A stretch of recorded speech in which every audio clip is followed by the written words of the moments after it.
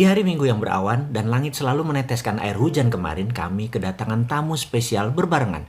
Yang satu, tante saya, adik dari ibu saya. Yang satu lagi, tante dari istri saya, adik dari ibu istri saya. Kedua tante tersebut memiliki sesuatu yang gak umum, yang unik di dalam strategi menjalankan kehidupan ekonomi keluarganya mereka masing-masing. Mengapa saya bilang unik? Begini ceritanya. Saya menceritakan dulu tante dari pihak saya. Dia adalah seorang ibu rumah tangga biasa. Orangnya agak nyeni, mudah bergaul dan cantik. Di masa SMA-nya dia adalah primadona sekolah dan di komplek rumah yang dulu dia pujaan banyak pria di masanya. Pergaulannya luas, bisa dibayangkan gaya hidup wanita cantik seperti tante saya ini bukan? Mobil pasti punya, dandanannya pasti ngejreng dan banyak hal yang memerlukan biaya yang tidak sedikit. Suaminya pegawai biasa. Yang menarik di usia mereka saat ini di 65 tahunan, mereka terlihat pasangan awet muda karena selalu senang terus. Apa resepnya mereka bisa memiliki gaya hidup mewah namun hanya berangkat dari seorang pegawai biasa? Saya ingatkan sekali lagi, di awal pernikahan mereka sewaktu saya masih kecil tentunya, mereka menabung menyicil rumah di bilangan Tebet, Jakarta Selatan. Suami bekerja siang malam dinas di luar kota, sang istri bergaul namun super prihatin. Sang tante pernah cerita di tahun kelima rumah tersebut lunas dan mulai direnovasi agar terlihat mewah. Lalu beberapa tahun rumah tersebut dijual. Saya ingat sekali karena lokasinya bagus maka harga rumahnya cukup tinggi di tahun 80-an tersebut.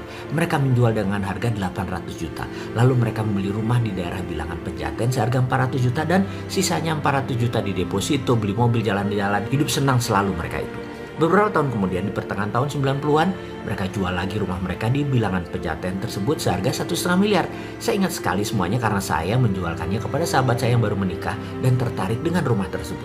Lalu mereka beli rumah di bilangan Cinere, harganya sekitar 800 juta. Yang 700 juta mereka menikmati hidup mereka, beli mobil, deposito, jalan-jalan, itu aja kerja mereka. Dan ketika tahun 2000-an awal, di tahun 2002 kalau nggak salah, mobil dan lainnya mulai menipis harta mereka.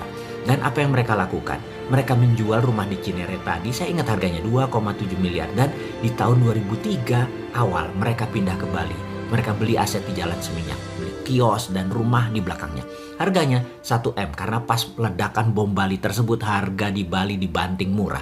Dengan sisa 1,7 miliar kehidupan mereka sangat mewah dan layak. Jalan-jalan, menikmati hidup kemana-mana, anak-anak sudah besar, sudah kuliah semua saat itu. Tabungan kendaraan layak, kios disewakan. 8 tahun kemudian tabungan mereka juga mulai menipis. Apa yang mereka lakukan? Kebiasaan mereka jual aset. Di tahun 2013 pas boom properti di Indonesia, mereka menjual seluruh aset mereka tersebut di Seminyak dengan angka sangat menakjubkan. Bali memang luar biasa. Saya tidak berani mengatakan atau menulis nilainya. Namun bagi sepasang suami istri pegawai biasa yang ringan menikmati hidup, maka cara mereka berdua menjalani strategi hidup benar-benar gak ada susah-susahnya. Mereka membeli aset besar di Ubud, 2 buah lagi, dan dari hasil penjualan aset tersebut mereka juga bisa membangun villa 10 unit.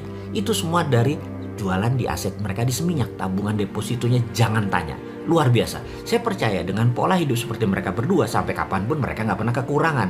Tante saya satu lagi dari pihak istri, ceritanya mirip-mirip. 15 tahun yang lalu awal perkawinan mereka, suaminya juga hanya pegawai pabrik di Cikarang. Sang tante hidupnya hanya jualan dari arisan ke ibu-ibu arisan, dari arisan satu ke arisan yang lainnya. Di 2009 mereka memutuskan untuk melakukan hal yang sesuatu yang baru. Mereka merasa sayang kalau rumah berharga juta ini hanya dipakai tidur. Lebih baik dijual, beli lagi di lokasi lain yang adabnya untuk naik jauh lebih tinggi dari kenaikan rumah yang mereka tinggali sekarang. Rumah mereka di ujung gang, dijual di tahun tersebut, di 2009. Lalu dengan uang tersebut mereka membeli rumah dan merenovasinya. Renovasi belum selesai, rumah sudah ada yang nawar. Kalau mereka untung 20-50% lebih tinggi dari harga mereka beli plus investasi biaya flipping house renovasi, langsung mereka jual. Pindah rumah lagi, beli rumah lagi, renovasi lagi. Dan sahabat, dalam waktu 11 tahun mereka sudah pindah 8 kali. Mereka percaya menjual rumah yang ditinggali jauh lebih cepat laku karena secara psikologis rumahnya terlihat cantik dan hidup. Karena itu mereka selalu menjual rumah yang mereka tinggali. Hari ini sewaktu berkunjung ke rumah kami, mereka lagi shopping mata cari rumah karena rumah mereka yang baru mereka tinggali 2 bulan sudah dipanjer orang dan dalam 2 bulan harus pindah ke yang ke-9 kalinya. Yang saya tahu asetnya sekarang ya, jika dibandingkan 11 tahun yang lalu, itu saat ini sudah naik lebih dari 1000% atau naik 10 kali lipat ketimbang rumah mereka atau harta mereka di awal yang hanya sebagai tempat tidur. Sahabat semua, dari kedua hikmah tadi apa yang Anda dapat? Dan bisakah kedua cara itu Anda tiru?